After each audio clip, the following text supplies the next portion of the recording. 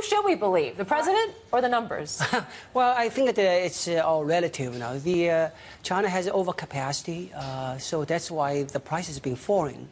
So you expect companies to cut back production when the prices are falling. So the PMI numbers just reflect the rational decisions. So really shouldn't care about these numbers too much. I mean, we should be looking for other things, such as reform measures. And have we seen that from? I think that China has been piling up investment to stimulate the economy for a long time. At the end, you have capacity. Then you have to produce to sell somebody, then you cannot find the customers. So this is where that you have to roll back. China needs to deal with this overcapacity issue. China must shut down all these lot of excess capacities, which means that they must have a program to deal with the non-performing loans that come from shutting down these factories. So far, the government is kind of frozen. They don't want to face these issues. That if you shut down factory, how about all these bad loans?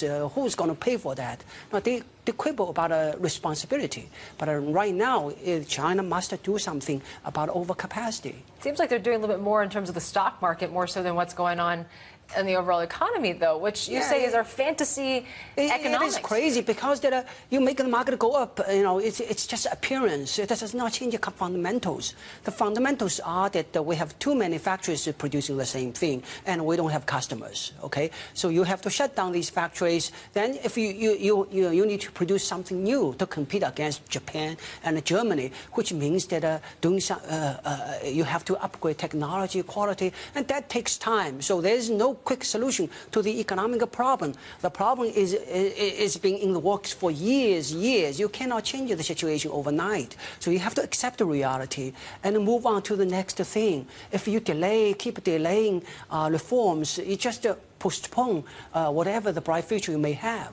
Does he have a lot of PR to do when he is in the States? I mean, there's been a lot of people, skepticism about how the government responded to the stock market rout. Some saying, Lloyd Blankfein is saying ham-headed, awfully sloppy. Yeah. Do you think it was a success, though, in your eyes? Probably not, though, right? No, I don't think. You see, the market is still falling, right? So the government started intervening almost like at 3,700, then it dropped to 3,300, then they pushed it back to 4,000. Now it's like close to 3,000. So I don't see how could you call that a success? I think the people who are doing these interventions do not understand market economics. They believe in too much in government power, and they just are bewildered why people are not doing the things they wish. Okay, I'm so powerful. I wish this to happen, and because I'm so powerful, it will happen. So you better believe in me and do my job. So they still do not understand why the market behaves the way it is. So we've had 5 rate cuts. Fiscal reforms a little bit. Fed claims that they may raise rates soon, but we have seen massive outflows coming out of China. Yeah. What are they going to do to keep money at home? Well, either you reform the economy to boost optimism, or you raise the interest rate.